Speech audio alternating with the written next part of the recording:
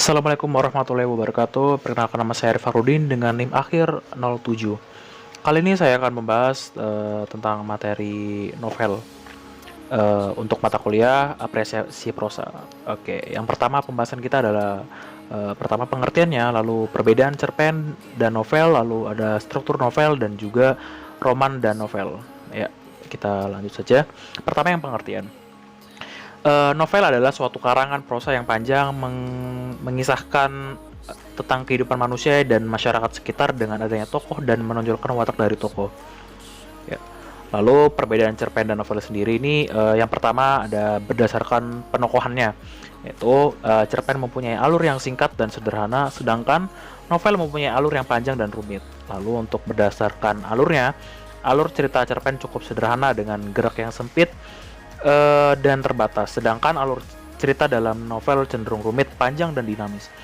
Lalu berdasarkan latarnya, latar cerita cerpen sempit dan terbatas, sedangkan dalam novel ada latar dengan jumlah yang banyak dengan jangkauan geografis yang luas.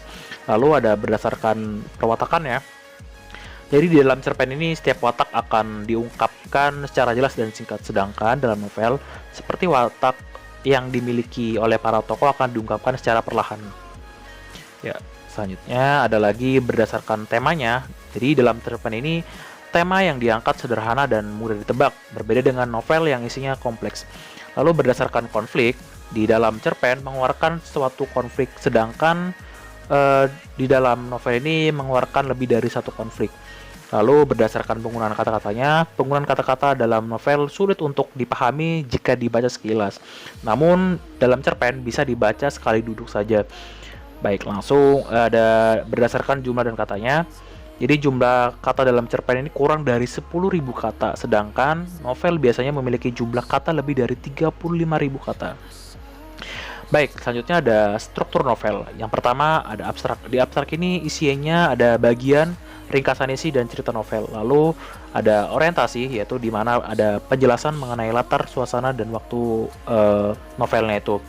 Lalu ada komplikasi, yaitu urutan kejadian yang dihubungkan oleh sebab akibat.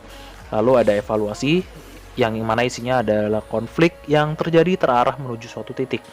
Lalu ada resolusi, yaitu di mana memunculkan solusi atas konflik yang terjadi. Lalu ada koda, yaitu akhir atau penutup cerita dalam novel. Baik, selanjutnya roman dan novel. Yang pertama roman.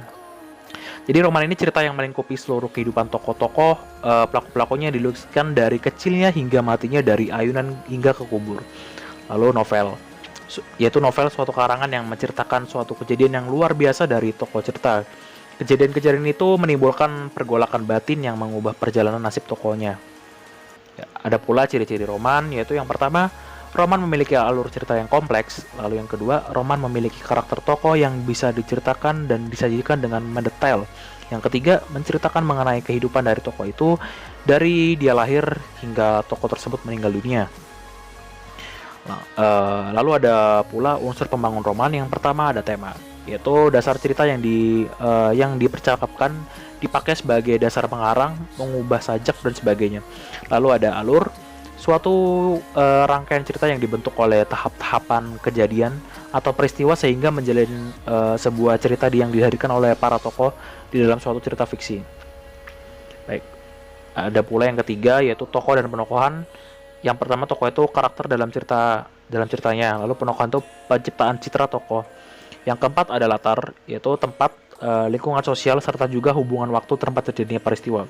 Lalu ada konflik, yaitu percekcokan, pertentangan, atau juga perselisihan yang terjadi dalam roman itu tersendiri. Lalu ada pula jenis-jenis roman, yaitu yang pertama roman bertenden, yaitu cerita roman yang mempunyai unsur pendidikan. Lalu ada roman yang kedua jenisnya, yaitu roman sejarah, cerita roman yang disusunkan berdasarkan peristiwa sejarah. Lalu ada roman psikologi, roman ini berfokus pada keadaan batin tokohnya. Ada juga roman detektif, yaitu cerita yang memiliki peran sebagai seorang detektif. Ada juga roman perjuangan, yaitu roman yang melukiskan sebuah suasana perjuangan dan juga peperangan.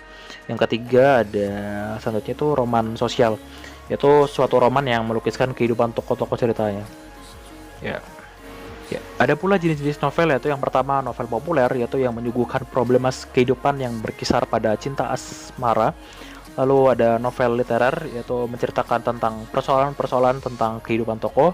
Yang ketiga ada novel picisan, yaitu novel yang isinya cenderung mengeksploitasi selera.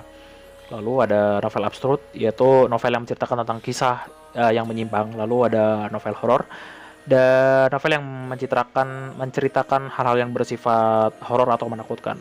Baik, mungkin itu saja yang dapat bisa saya sampaikan. Kurang lebihnya mohon maaf. Wassalamualaikum warahmatullahi wabarakatuh.